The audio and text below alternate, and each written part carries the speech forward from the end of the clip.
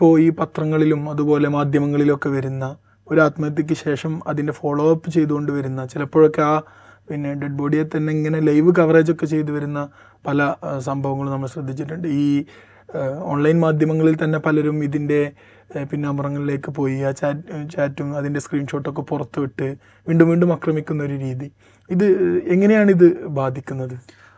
ഒന്നാമത്തത് ഇത് highly inhuman ആയിട്ടുള്ള ഒരു പരിപാടിയാണ്, മനുഷ്യത്വം ഇല്ലാത്തൊരു പരിപാടി. ഒരു മനുഷ്യനോട് നമുക്ക് ചെയ്യാൻ പാടില്ലാത്ത പരിപാടി, മരിച്ചുപോയ മനുഷ്യനോട് ചെയ്യാൻ പാടില്ലാത്തത് ജീവിച്ചിരിക്കുന്ന മനുഷ്യരോട് നമ്മൾ ചെയ്യാൻ പാടില്ലാത്തത്. ആ മനുഷ്യൻ്റെ കുടുംബത്തെ മനസ്സിലാക്കാതെ, അയാളുടെ സൗഹൃദങ്ങളെ മനസ്സിലാക്കാതെ ഒക്കെ അറ്റാക്ക് ചെയ്യുന്ന, ആക്രമിക്കുന്ന ഒരു രീതി, ഒരു മനുഷ്യപ്പറ്റില്ലായ്മയാണിത്. അതുകൊണ്ട് അതിനെ എതിർക്കേണ്ടതുണ്ട്.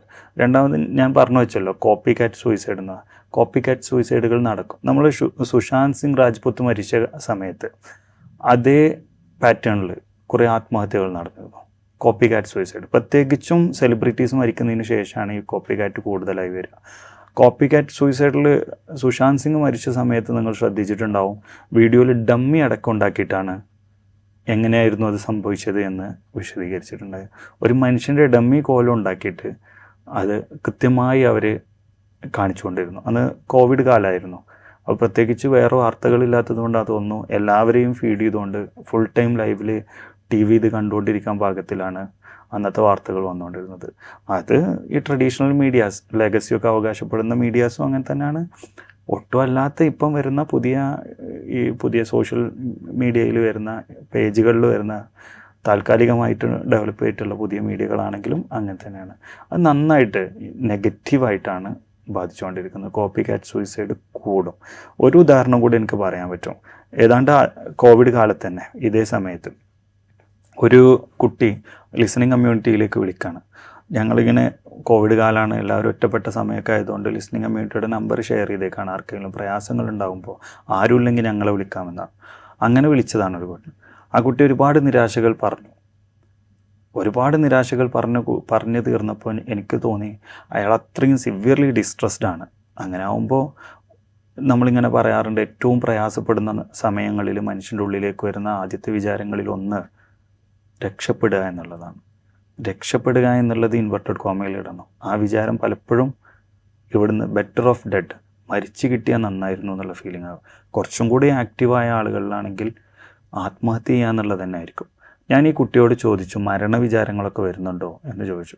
ആ കുട്ടി എൻ്റെ അടുത്ത് പറഞ്ഞു, മരണവിചാരങ്ങളെന്നല്ല, ആത്മഹത്യയെക്കുറിച്ച് തന്നെ ചിന്തിക്കുന്നുണ്ടായിരുന്നു. ഇന്നലെ ഞാൻ ആത്മഹത്യ ചെയ്യണമെന്ന് വിചാരിച്ചതാണ്. ഞാൻ ചോദിച്ചു, നിങ്ങളങ്ങനെ പ്ലാനിങ് ഇതിലും ഉണ്ടായിരുന്നു? അത് ആത്മഹത്യാ പ്രിവെൻഷനിൽ വരുന്നതാണ് ആ ചോദ്യം. നിങ്ങൾ അയാളെ കൃത്യമായി എത്രത്തോളം സിവിയറാണ്, അയാളെ എത്ര ഇൻ്റർവെൻഷൻ ആവശ്യമാണെന്ന് അറിയാൻ വേണ്ടിയിട്ട്. അത് ചോദിച്ച സമയത്ത് ആ കുട്ടി പറഞ്ഞു, ഉണ്ടായിരുന്നു, കഴിച്ചിട്ട് ആത്മഹത്യ ചെയ്യാനാണ്. നമ്മൾ മെത്തേഡ് വേർഡ് ഡിസ്കസ് ചെയ്യുമ്പോൾ തന്നെ നിങ്ങളത് എഴുതി കാണിക്കുമല്ലോ. ചെയ്യാൻ പാടില്ലാത്തതാണ്, നിരുത്തരവാദപരമായിട്ട് നമ്മളത് ചർച്ച ചെയ്യാൻ പാടില്ലാത്ത. ഈ കുട്ടി പറഞ്ഞു, കഴിച്ചിട്ടാണ് ഞാൻ ആത്മഹത്യ ചെയ്യാൻ വിചാരിച്ചത്. ഞാൻ ചോദിച്ചു, ആദ്യമായിട്ടാണ് ഞാൻ അങ്ങനൊരു മെത്തേഡ് കേൾക്കുന്നത്. ഞാൻ ചോദിച്ചു, നിങ്ങൾ എങ്ങനെയാണ് ഇങ്ങനൊരു തീരുമാനത്തിലേക്ക് എത്തിയത്? അപ്പോൾ ആ കുട്ടി ഒരു 22 വയസ്സോളമുള്ള ഒരു കുട്ടിയാണ്. ആ കുട്ടി ഒരു പെൺകുട്ടി എൻ്റെ അടുത്ത് പറയാണ്, ഞാൻ 2 ദിവസം മുമ്പ് പത്രത്തിലോ TV കണ്ടിട്ടുണ്ടായിരുന്നു, കുടിച്ച ഒരാൾ ആത്മഹത്യ ചെയ്ത് തരും, ആത്മഹത്യ ചെയ്യാൻ പറ്റുമെന്നുള്ളത് ഞാൻ അറിഞ്ഞപ്പോൾ ഞാൻ അങ്ങനെയാണ് പ്ലാൻ ചെയ്തിരുന്നത്.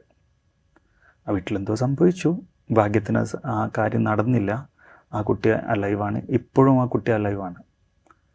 പക്ഷേ ആരാണ് ആ ആശയം ആ കുട്ടിക്ക് ഇട്ടുകൊടുത്തത്?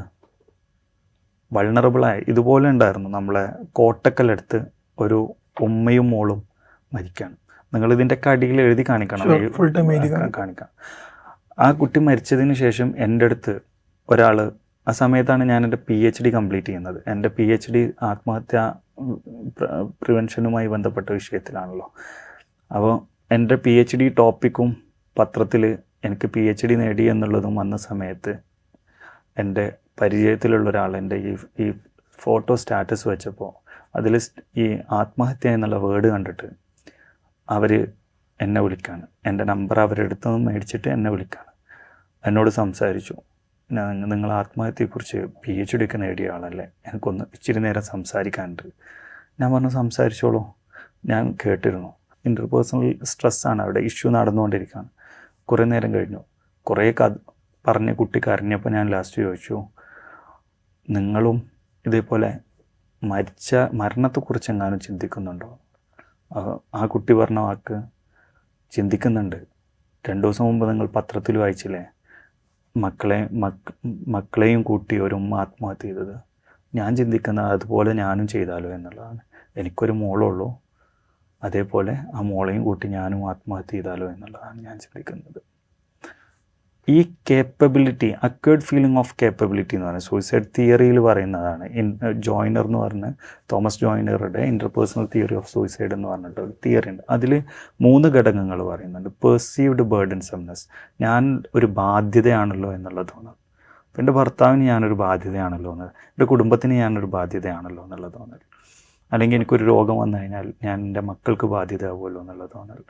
അത് വരുമ്പോൾ തോട്ടഡ് ബിലോങ്ങിങ്നെസ്, ഞങ്ങൾ തമ്മിലുള്ള കണക്ഷനിലൊരു വിള്ളൽ, ഞങ്ങൾ തമ്മിലൊരു നല്ല ബിലോങ്ങിങ് ഫീലിംഗ് ഇല്ല എന്നെനിക്ക് തോന്നുമ്പോൾ അതിൻ്റെ കൂട്ടത്തിലേക്ക് കേപ്പബിലിറ്റി, അക്വേർഡ് കേപ്പബിലിറ്റി കൂടെ വന്നു കഴിഞ്ഞാൽ പിന്നെ അവിടെ ശ്രമത്തിനുള്ള സാധ്യത, ആത്മഹത്യക്കുള്ള സാധ്യത കൂടുതലാണെന്നാണ് പഠനങ്ങൾ പറയുന്നത്. ജോയിനറുടെ തിയറി പറയുന്നത്.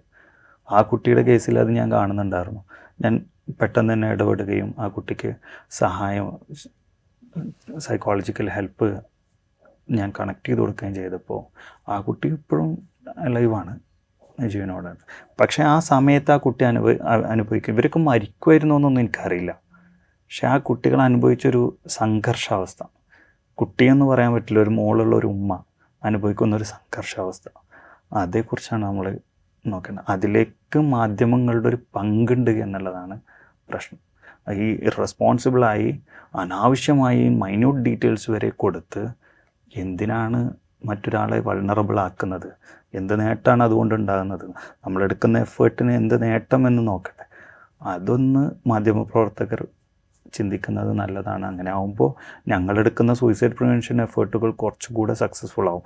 ഇത് എൻ്റെ അഭിപ്രായമല്ല, നിലവിൽ 100-ലധികം സ്റ്റഡീസ് ഇത് സൈറ്റ് ചെയ്തിട്ടുണ്ട്, കണ്ടെത്തിയിട്ടുണ്ട്. WHO ലേറ്റസ്റ്റ് ആയിട്ട് 2023 തോന്നുന്നുണ്ട് ലേറ്റസ്റ്റ് അവരുടെ വന്നത് ഒരു PDF നമുക്ക് വായിക്കാൻ തന്നെ കിട്ടും, റിപ്പോർട്ടിംഗ് ഗൈഡ്ലൈൻസ് ആയിട്ട്. അതിൽ എല്ലാ കാര്യങ്ങളും വിശദമായിട്ട് പറയുന്നുണ്ട്, എന്തുകൊണ്ട് എന്നും കൃത്യമായി പറയും, എന്തൊക്കെ വേർഡുകൾ ഉപയോഗിക്കണം, വേർഡുകൾ ഉപയോഗിക്കരുത്. അതിൽ ഞാൻ ശ്രദ്ധിച്ചൊരു കാര്യം ഉണ്ടായിരുന്നു, ഞാൻ സാർ അത് ഷെയർ ചെയ്ത സമയത്ത് വായിച്ചപ്പോൾ ഈ പരാജയപ്പെട്ട ആത്മഹത്യാ ശ്രമം, സക്സസ്, അങ്ങനെയൊന്നും ഉപയോഗിക്കരുത് എന്നുള്ള, കമ്മിറ്റ് സൂയിസൈഡ് എന്നുള്ള വാക്ക് പോലും ഉപയോഗിക്കരുത്. നമ്മൾ സാധാരണ കാണുന്ന വേർഡാണ് committed suicide, die by suicide എന്നൊക്കെ പറയും.